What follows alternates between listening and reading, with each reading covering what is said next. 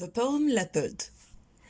Our poem presents a portrayal, if you want, a depiction of a beautiful but at the same time voracious animal, which is the leopard.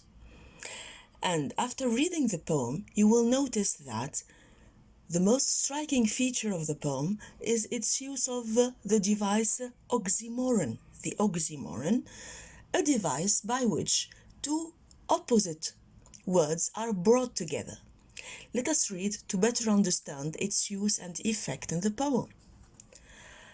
The first stanza, as you notice, actually the three stanzas are structurally very similar in terms of organization, in terms of length, and even in terms of style.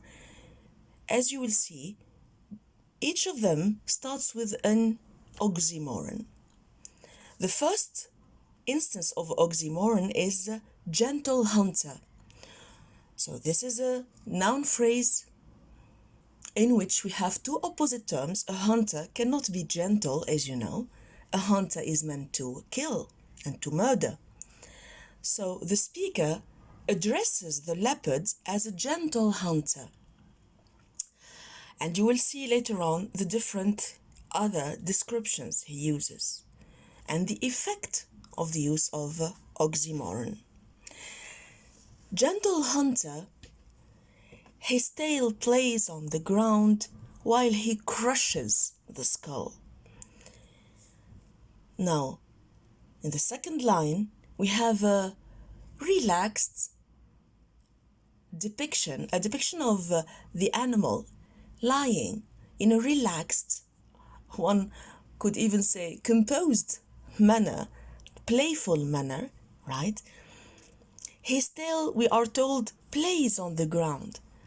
And this is a sign of this feline's satisfaction.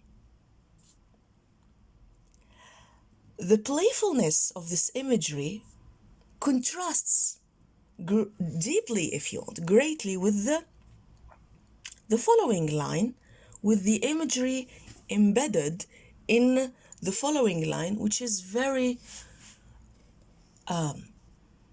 violent and crude and raw.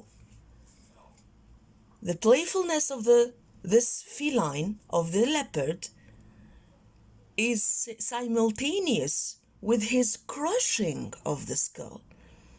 Again here, the speaker uses two drastically opposed imageries, one which evokes playfulness and composedness, if you want, the other utter violence and utter brutalness and utter voraciousness.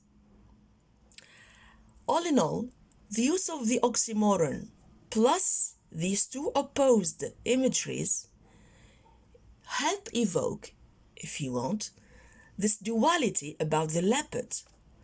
The leopard as an animal creature, as a feline, like the cat, like the lion, like the wild cat, has this twofoldness about its character. It is on the one hand a beautiful creature. It has this mesmerizing beauty with its fur and its green eyes, but at the same time, and grace also. It's a very graceful creature. And at the same time, the leopard is very voracious, deeply voracious, and has this bloodiness. It's a bloodthirsty animal, hunter, which, of course, I'm confused because the poem itself personifies the leopard, which ruthlessly hunts and crushes the skull of its prey. Let's move to the second stanza. Again, we have the same paradigm, the same structure. Starts with the beautiful death, and this is a case of oxymoron. Oxymoron here followed by a case of imagery. Beautiful death. Now, this is an oxymoron referring to the leopard to emphasize, as we said, its dual and its two-folded nature.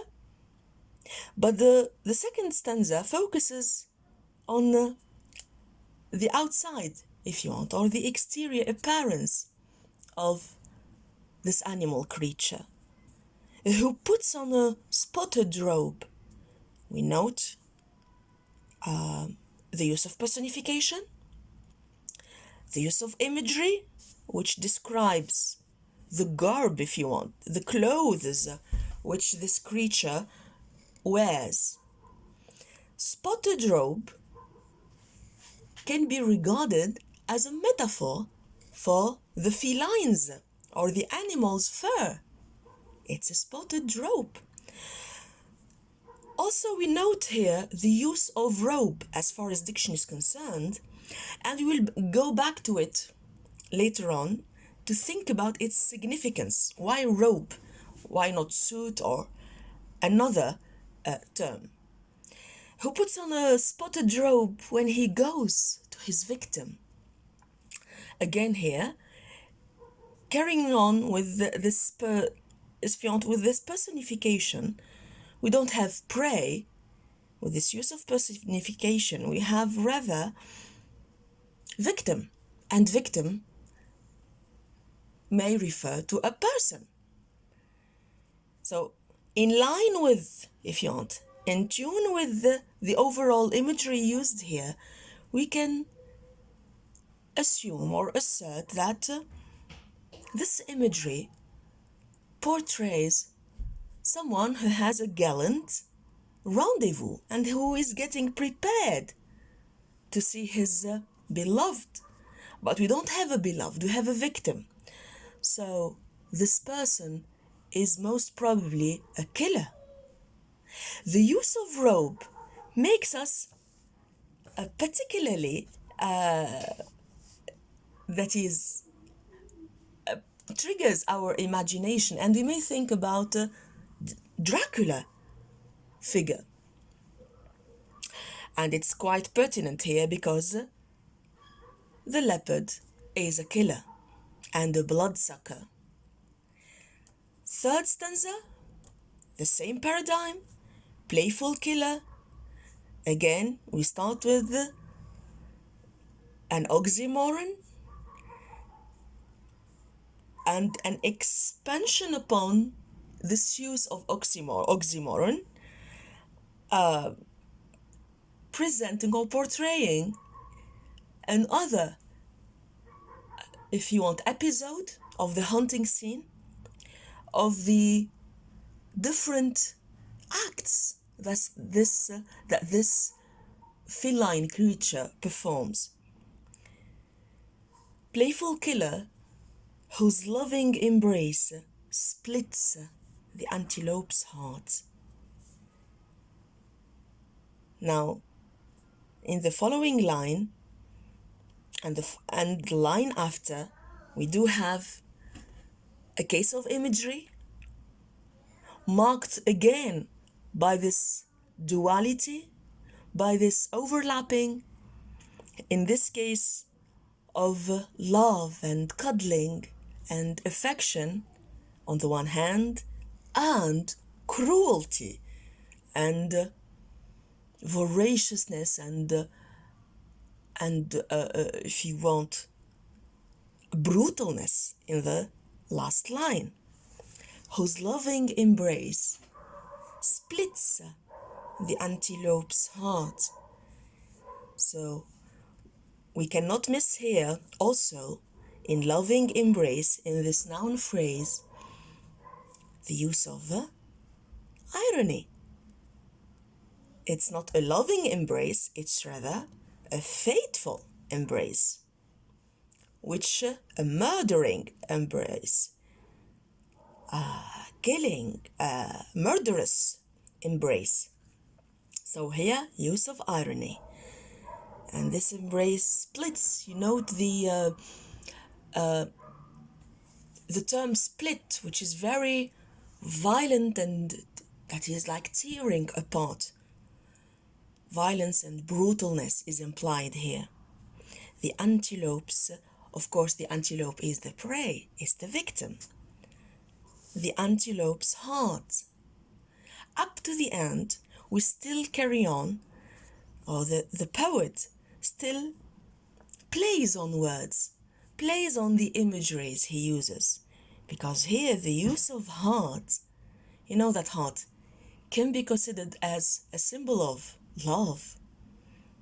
So the antelope is, in a way, personified.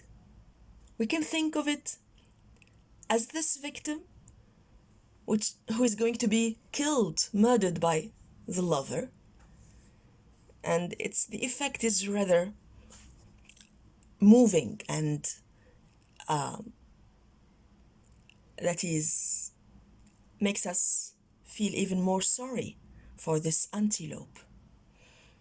Okay? So this was a brief explanation of the Leopard poem. To recapitulate, the three stanzas making up the poem follow the same paradigm, each starting by an oxymoron, followed by a case or an instance of imagery. All of the three focus on the duality constituting the characteristics, or the main characteristic of the leopard. This duality, which allies beauty, grace, speed on the one hand, and brutalness and voraciousness and ruthlessness on the other hand. I hope you enjoyed the poem. Till we meet again, I wish you all the best.